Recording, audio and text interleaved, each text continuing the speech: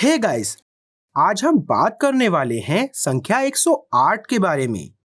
अब यह हिंदू धर्म में एक बहुत ही पवित्र संख्या है। यदि आप एक हिंदू हैं, तो आप पहले से ही जानते हैं कि यह आपके जीवन में बार बार प्रकट होता रहता है।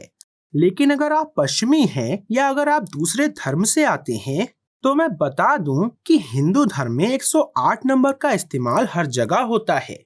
ठीक है, तो हमें किसी विशेष मंत्र का कितनी बार जाप करना चाहिए? यह हमेशा 108 होता है। किसी धर्मस्थल के चारों ओर कितनी बार चक्कर लगाना चाहिए? यह भी हमेशा 108 होता है। और यह वास्तव में निराशाजनक हो सकता है, क्योंकि हमें समझ नहीं आता कि इस धर्म में इस संख्या की इतनी बार सिफारिश क्यों की जाती है।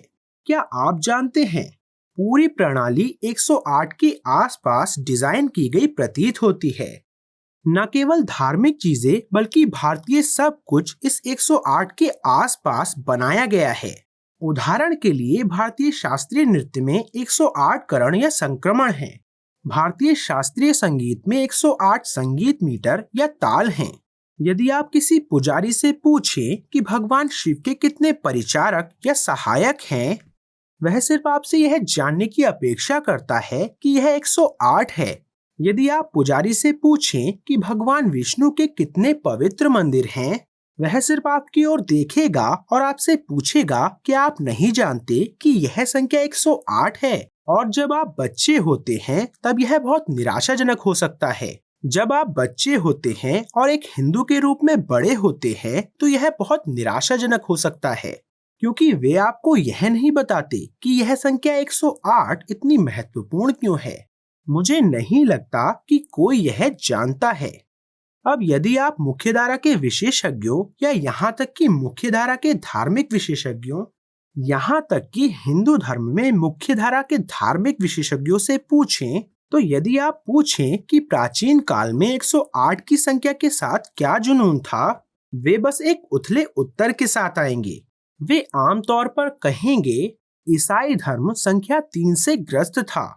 उदाहरण के लिए आप जानते हैं कि ट्रिनिटी और उन सभी चीजों के कारण ईसाई धर्म संख्या 3 से ऑब्सेस्ड था, और इसीलिए हिंदू धर्म में भी एक संख्या चुन ली गई और उन्होंने इस संख्या में विभिन्न चीजों को निर्धारित कर दिया। अब यह एक सामान्य व्याख्या है जो आपको हमेशा मिलेगी, लेकिन इस संख्या के गहरे अर्थ हैं। यह एक प्राकृतिक संख्या नहीं है, और प्राचीन सभ्यताओं द्वारा 108 का उपयोग करने का कारण कोई संयोग नहीं था, क्योंकि 108 ही जीवन का आधार है। मुझे पता है कि यह एक बड़ा बयान है, लेकिन 108 जीवन का आधार है। इस संख्या के बिना, इस 108 के बिना कोई जीवन नहीं है। अब इससे मेरा क्या तात्पर्य है? उदाहरण के लिए, यदि आप एक स्वस्थ वयस्क हैं, तो आप धूप के दौरान 108 बार सांस लेंगे। कई बार आप धूप के दौरान 108 गुणा 100 बार सांस लेंगे, और आप चांदनी के दौरान 108 बार 100 सांस लेंगे।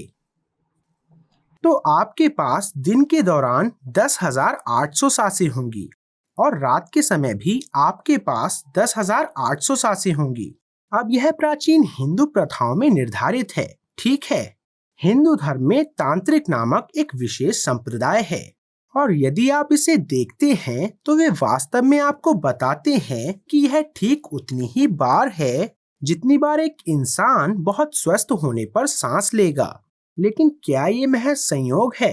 क्या ये महज संयोग हो सकता है? मैं आपको बताऊंगा कि प्राचीन हिंदू ऐसा क्यों कर रहे थे। उदाहरण के लिए, हम धूप और चांदनी के बारे में बात कर रहे हैं, है ना? तो जीवन का आधार दो देवताओं से आता है। अब यह सूर्य है और यह चंद्रमा है, ठीक है। यह एक अजीब डायग्राम है। मैं सूरज और चांद दिखा रहा हूँ और आपको इसमें कुछ भी गलत नहीं दिख रहा है, लेकिन इस आरेख में केवल मनुष्य ही इन आकृतियों को सूर्य और चंद्रमा के रूप में समझ सकते हैं। यदि कोई एलियन मंगल से इस डायग्राम को देखेगा तो वह हंसते हुए फर्श पर लुढ़क जाएगा। आप जानते हैं क्यों? क्योंकि चंद्रमा का वास्तविक आकार ऐसा होगा और सूर्य का वास्तविक आकार ऐसा होगा। तो तकनीकी रूप से मुझे इस तरह प्रस्तुत करना चाहिए। यह सूर्य है और यह बिंदु चंद्रमा है। लेकिन हम उन्हें एक ही आकार के रूप में क्यों देखते हैं? अब यह सिर्फ धरती के लिए खास है, किसी अन्य ग्रह के पास यह नहीं है। हम उन दोनों को समान आकार की वस्तुओं के रूप में संख्या 108 के कारण देखते हैं। सूर्य चंद्रमा से 400 गुना बड़ा है। ठीक है, यह चंद्रमा से 400 गुना बड़ा है। लेकिन क्या आपने कभी ऐसा सूर्य ग्रहण देखा है जहां सूर्य होता है और फिर चंद्रमा बीच में आता है और चंद्रमा सूर्य को पूरी तरह से ढक लेता है? यह लगभग ऐसा है जैसे वे पूरी तरह से संरेखित है। ये कैसे संभव है? यह संख्या 108 के कारण है। अब इससे मेरा क्या मतलब है ना? तो चलिए हमारे सौर मंडल को देखते हैं और फिर कुछ चीजों पर नजर डालते हैं। एक यह है कि इस तरह का एक सूर्य है। यह सूर्य है और यह मान लेते हैं कि यह पृथ्वी की कक्षा है। दोस्तों, यहाँ कुछ भी नाप तोल कर नहीं बनाया जा रहा है, ठीक है? तो कृपया इसको ऐसे ही समझने की कोशिश करें। क्योंकि मैं इसे ऐसे ही बना रहा हूँ तो मुझसे कुछ गलतियाँ हो सकती हैं और मैं आपसे अनुरोध करता हूँ कि आप मेरी गलतियों को नजरअंदाज कर दें, क्योंकि मैं बस सोच करके ऐसा करता जा रहा हूँ। यहाँ कोई स्क्रिप्ट नहीं है। तो यहाँ सूर्य है और यहाँ पृथ्वी है और वहाँ यह चंद्रमा आ रहा है ना? अब यह वास्तव में कैसा होगा? वे दोनों कैसे दिखेंगे?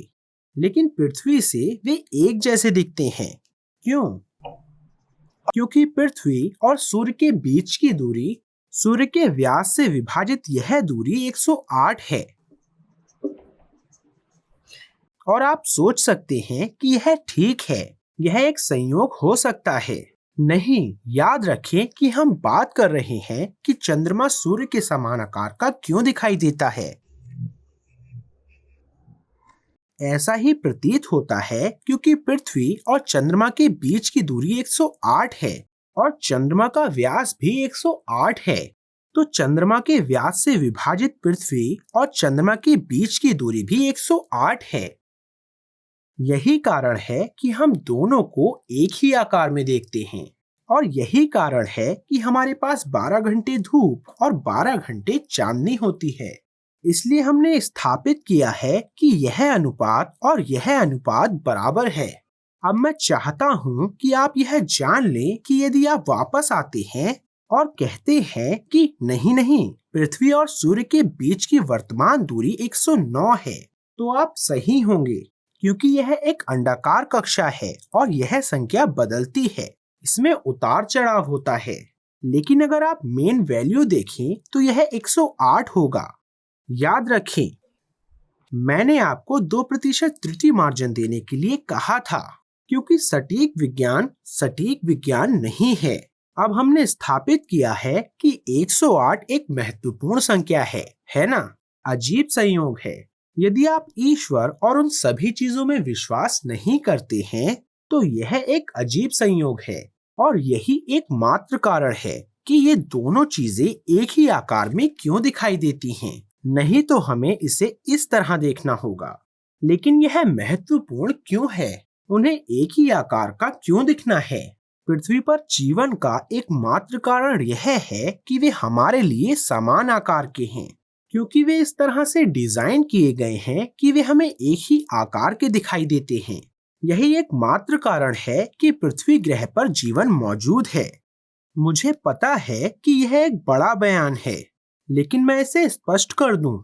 क्या सूर्य वास्तव में जीवन के लिए महत्वपूर्ण है? मुझे नहीं लगता कि हम इस मुद्दे पर बहस कर सकते हैं। मुझे लगता है कि हर कोई मेरी इस बात से पूरी तरह से सहमत होगा कि जीवन के अस्तित्व के लिए सूर्य बहुत महत्वपूर्ण है। सूर्य के बिना मेरा मतलब है कि इंसानों और जानवरों को तो भूल ही जाइए। यहाँ तक कि अधिकांश पौधे भी मौजूद नहीं हो सकते हैं। और फिर सूर्य को हमारे लिए इस आकार में इस दूरी पर होना चाहिए, इस अनुपात में, जो हमें काफी भाग्यशाली बनाता है कि हम बहुत गर्म या बहुत ठंडे नहीं हैं।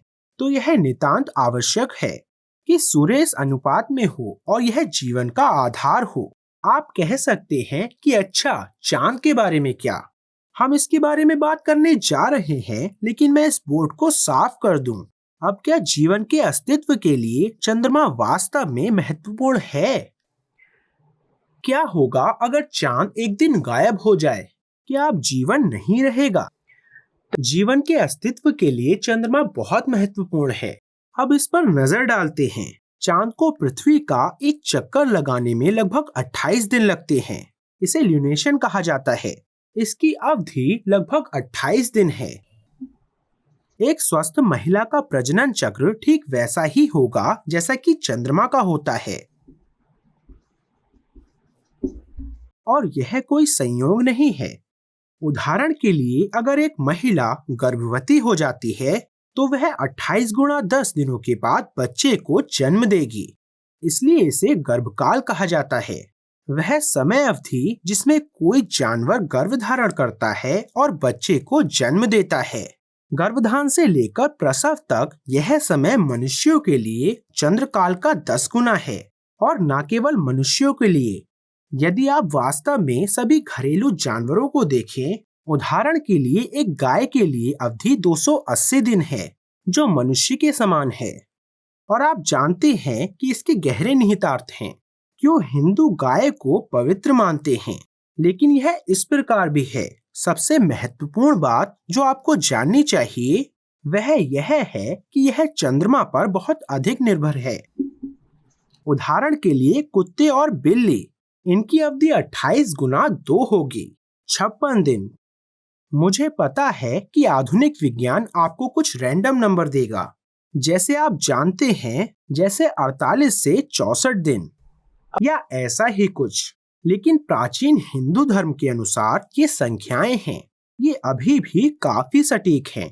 तो आप चंद्रमा और प्रजनन के बीच संबंध को समझ सकते हैं। अब याद रहे, प्रजनन के बिना कोई जीवन नहीं हो सकता और चंद्रमा ही जन्म का आधार है। एक कारण है कि नाइट क्लबों को नाइट क्लब क्यों कहा जाता है। ठीक है, वे दिन के समय क्यों नहीं खुलते हैं? अब क्या इसे साबित करने के लिए वैज्ञानिक प्रमाण है? वैज्ञानिकों ने उदाहरण के लिए समुद्री कीड़े जैसे कुछ समुद्री जानवरों का परीक्षण किया है, और जब उन्होंने उन्हें चांदनी के सामने उजागर करना बंद कर दिया तो कीड़े पूरी तरह से संभोग में रुचि खो चुके थे। वे बिल्कुल भी मिलन नहीं करेंगे। इसलिए अगर चांदनी नहीं है तो उनकी पूरी प्रजाति मर सकती है। तो इस बात के वास्तविक प्रमाण हैं कि चंद्रमा के बिना जीवन नहीं है और कोई प्रजनन संभव नहीं है। ठीक है, यह थोड़े समय के लिए संभव हो सकता है, लेकिन अधिक समय तक चंद्रमा के बिना जीवन का अस्तित्व नहीं होगा। मुझे पता है कि चंद्रमा एक महत्वपूर्ण भूमिका निभाता है। यह सिर्फ इसलिए नहीं है कि हमारे पास चंद्रमा है। यह इसलिए है क्योंकि चंद्रमा पृथ्वी के निश्चित आकार का है, और ऐसा इसलिए है क्योंकि इसमें 28 दिन लगते हैं। मैंने देखा है कि चंद्रमा मानव प्रजनन चक्र में एक महत्वपूर्ण भूमिका निभाता है, क्योंकि सिद्धों के पास जो संत भी हैं और डॉक्टर भी, ऐसे मरीज आते होंगे जिन्हें अनियमित मासिक धर्म की समस्या थी।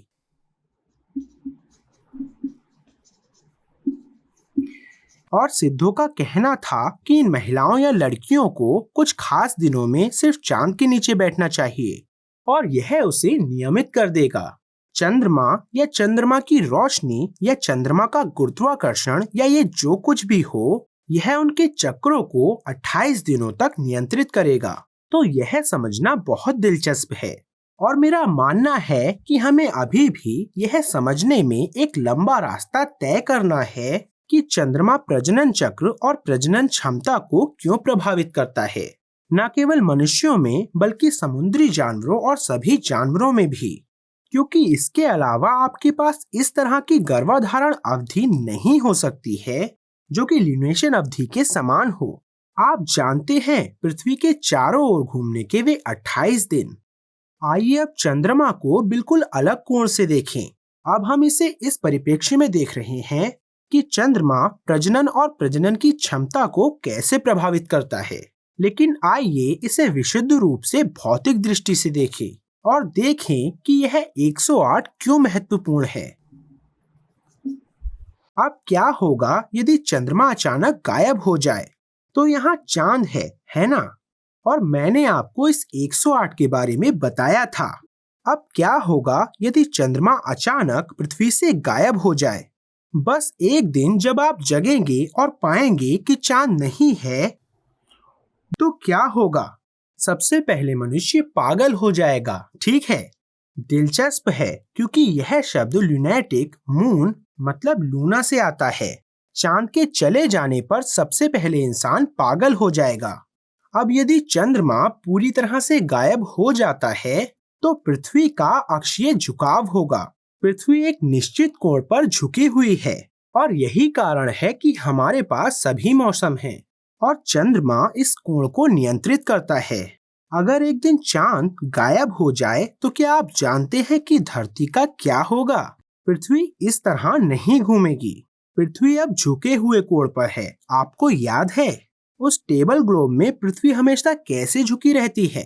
क्योंकि पृथ्वी इस कोण पर झुकी हुई है और इसी कोण के कारण हमारे पास ये सभी ऋतुएं हैं और चंद्रमा इस अक्षीय झुकाव को नियंत्रित करता है। और अगर चंद्रमा गायब हो जाता है तो पृथ्वी ऐसी नहीं होगी। क्या होगा कि धरती ऐसी हो जाएगी या ऐसी हो जाएगी? अब ये हम कैसे जानते हैं, है ना? क्या यह सिर्फ एक अजीब कहानी है? नहीं, क्योंकि बुध ग्रह और शुक्र ग्रह का कोई चंद्रमा नहीं है। उनके पास कोई चंद्रमा नहीं है। उनमें से एक 0 डिग्री पर घूम रहा है और दूसरा लगभग 180 डिग्री पर घूम रहा है। और समस्या यह है कि उनके पास कोई मौसम नहीं है। इसलिए यदि चंद्रमा गायब हो जाता है तो पृथ्वी किनारे पर घूमने लगेगी। आपको पता है क्या होगा?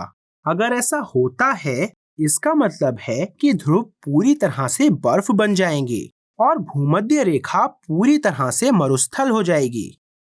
इतना ही नहीं, अगर पृथ्वी किनारे पर चलती है तो आपके पास 6 महीने का दिन और 6 महीने का रात का समय होगा। इस तरह एक साल ऐसा दिखेगा। आपके पास 6 महीने का दिन होगा और आपके पास 6 महीने का रात का समय होगा। यही कारण है कि चंद्रमा इतना महत्वपूर्ण है और चंद्रमा को इस विशेष आकार और दूरी में होना चाहिए ताकि यह सुनिश्चित हो सके कि पृथ्वी इस तरह रहे। ठीक है, अब मान लेते हैं और यह एक महत्वपूर्ण प्रश्न है। आइए मान लें कि चंद्रमा गायब नहीं होता है। क्योंकि हम इस बारे में बात कर रहे हैं कि हमारे पास एक चंद्रमा होना चाहिए या नहीं।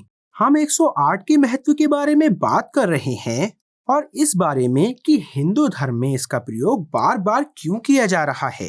क्या होगा अगर चंद्रमा इस संख्या का पालन नहीं करता है? यह बस थोड़ा सा दाहिनी ओर बढ़ता है, शायद 10%। हो सकता है कि चंद्रमा 108 नंबर का पालन ना करे। इसे सिर्फ 10% पृथ्वी के करीब आना चाहिए। कल्पना कीजिए कि ब्रूस अलमाइटी मूवी में भगवान जिम कैरी बन जाते हैं, जहां वे चंद्रमा को करीब खींचता है, तो क्या होगा? कल्पना कीजिए अगर आपके पास ऐसा करने की शक्ति होती, तो आप अपनी प्रेमिका को प्रभावित करने के लिए बस चांद को करीब खींच लेते। याद रखें, चंद्रमा ज्वार को प्रभावित करता है। अगर चंद्रमा सिर्फ 10% करीब आ जाए तो हर जगह सुनामी आ जाएगी। यह एक आपदा होगी। मुझे पता है कि यह विचार फिल्मों में बहुत अच्छा काम करता है ना?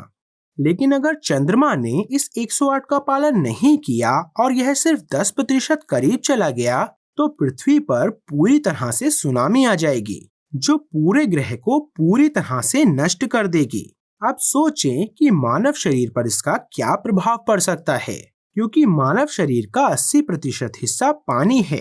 जरा इसके बारे में सोचिए। मुझे नहीं पता, लेकिन मुझे लगता है कि प्रभाव विनाशकारी हो सकता है।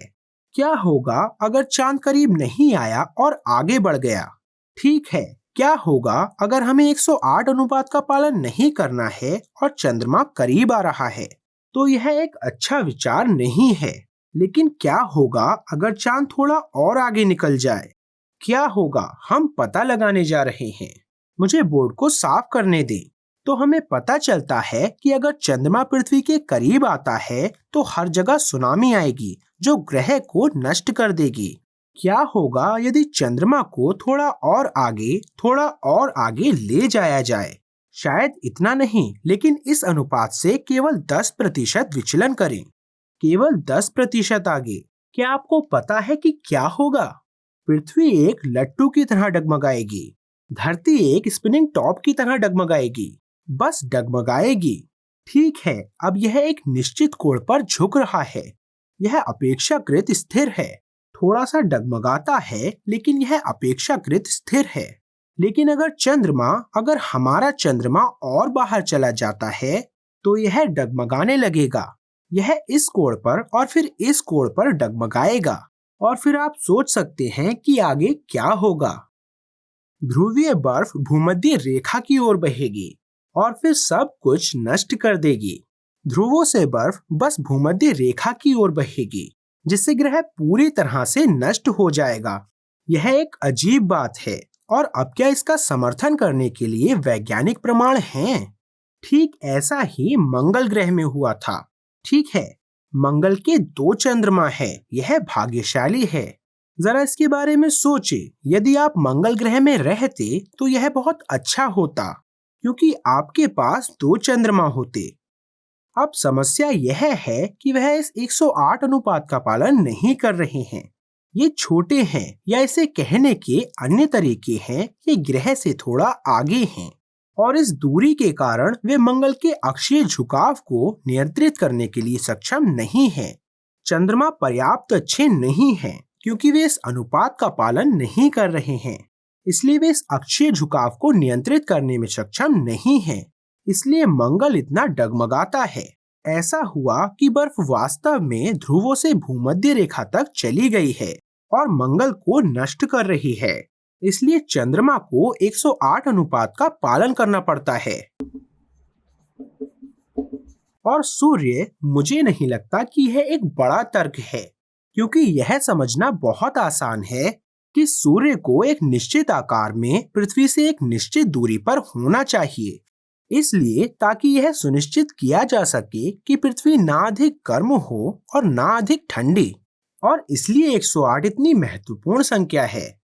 यह इतना महत्वपूर्ण है क्योंकि यदि आप इससे केवल 2% विचलित होते हैं तो कोई जीवन नहीं होगा। मानव जीवन ही नहीं, सारा जीवन नष्ट हो जाएगा यदि इस संख्या का उल्लंघन किया जाता है। इसलिए हिंदू धर्म में 108 का इतना महत्व है। लेकिन अगर आप सथुरागिरी की पहाड़ियों में गहराई तक जाते हैं, मैंने सिद्धों को एक अजीब लिंगम की पूजा करते देखा है। लिंगम के 5 पहलू हैं जो इस तरह दिखते हैं। आम जनता को यह भी नहीं पता कि यह लिंगम कहाँ है। यह बहुत दूर की जगह पर है जो इसे लगभग दुर्गम बनाता है। उनके पास एक लिंगम है, अब आप इसे इस तरह देखेंगे, लेकिन अगर आप ऊपर जाते हैं तो आप इसे इस तरह देखेंगे, क्योंकि इसके 5 पहलू हैं। ठीक है, 1, 2, 3, 4 और 5 इसकी 5 भुजाएं हैं। इसे कभी कभी पंचमुख लिंगम कहा जाता है। वे इसे पंचलिंगम कहते हैं।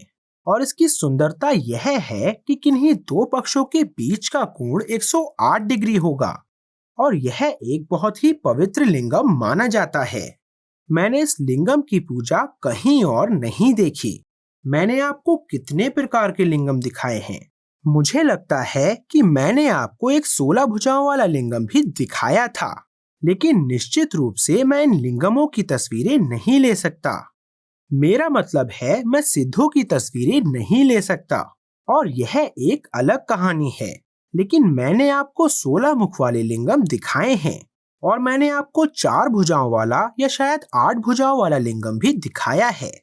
लेकिन यह विशेष शक्ति वाला एक बहुत ही पवित्र लिंगम है और उनके बीच का कोण 108 है। ओह, पेंटागन, ठीक है। क्षमा करें, मेरा पेंटागन बहुत खराब दिखता है, लेकिन सभी पेंटागन के 2 पक्षों के बीच 108 डिग्री होंगे। अब क्या यही कारण है कि संयुक्त राज्य अमेरिका में पेंटागन को इस तरह डिजाइन किया गया है? 108 की वजह से? क्या यह किसी तरह एलियंस और यूएफओ से संबंधित है? मुझे नहीं पता, आप इसके बारे में सोचें, क्योंकि मैं इस वीडियो को YouTube से डिलीट नहीं करने जा रहा हूँ, कम से कम कुछ समय के लिए। हम इसे कुछ दिनों के लिए ऐसे ही रहने देंगे। अब आइए 108 की संख्या के महत्व को देखें। ये 1 के घात को 2 से गुणा करने पर, 2 के घात को 3 से, 3 के घात को गुणा करने पर होता है। तो यह 108 है, ठीक है। अब आप तुरंत बता सकते हैं कि ये महज इत्तेफाक नहीं है। मैं अतिशयोक्ति नहीं कर रहा हूँ। यह एक दिव्य संख्या है। यह वह संख्या है जो सब कुछ ठीक करती है। यदि आप ईश्वर में विश्वास नहीं करते हैं, यदि आप केवल प्रकृति में विश्वास करते हैं, तो उसे प्रकृति की संख्या के रूप में सोचें। लेकिन यह आधार है। 108 सभी जीवन का आधार है। अब मुझे पता है कि हमारे पास यह सुनहरा अनुपात है ना? सुनहरा अनुपात और फिबोनाची श्रृंखला सही है, इसलिए यह सुनहरा अनुपात है। क्या स्वर्ण अनुपात और 108 के बीच कोई संबंध है? तो कनेक्शन है 2 sin 108/2, जो आपको सुनहरा अनुपात देगा। ठीक है, तो आप देखते हैं कि 108 सूर्य, चंद्रमा और स्वर्ण अनुपात से कैसे जुड़ा है, और देखें कि यह कैसे बन रहा है। अब सबसे खास बात यह है कि अधिकांश हिंदू मंदिरों में 108 का प्रयोग किया जाता है। आज पुरातत्वविद और इतिहासकार इस पहलू पर ध्यान नहीं दे रहे हैं, क्योंकि उन्हें लगता है कि 108 बस एक रैंडम संख्या है। लेकिन अधिकांश प्राचीन हिंदू मंदिर अपनी वास्तुकला में 108 का उपयोग करते हैं। उदाहरण के लिए तंजावुर में बृहदेश्वर मंदिर, यह 216 फीट का है, जो कि 108 गुणा 2 है। कंबोडिया में कोहकर पिरामिड की मूल ऊंचाई 108 फीट है। लिंगम के नष्ट होने से पहले यह 108 फीट है। सब कुछ, सभी प्राचीन संरचनाएं इस पवित्र संख्या के आसपास डिजाइन की गई थीं। अब यह कैसे डिजाइन किया गया था? अब इस बारे में सोचें कि ये सभी अनुपात एक साथ संरेखित होने की क्या संभावना है? क्या संभावना है कि सूर्य, चंद्रमा और इन सभी संख्याओं के बीच का अनुपात स्वाभाविक रूप से संरेखित होना चाहिए? और इसे गोल्डन रेशियो से कैसे जोड़ा जा सकता है? क्या यह सब महज संयोग है? हिंदू धर्म में 108 को विभाजित किया जाता है। मुझे आशा है कि यह वीडियो आपको पसंद आया होगा। मैं प्रवीण मोहन, वीडियो देखने के लिए बहुत बहुत धन्यवाद। सब्सक्राइब करना ना भूलें और सभी अपडेट्स पाने के लिए घंटी बटन को भी क्लिक करें। कृपया इस वीडियो को लाइक करें और अपने दोस्तों के साथ शेयर करें, और मैं आपसे जल्द ही बात करूंगा। बाय।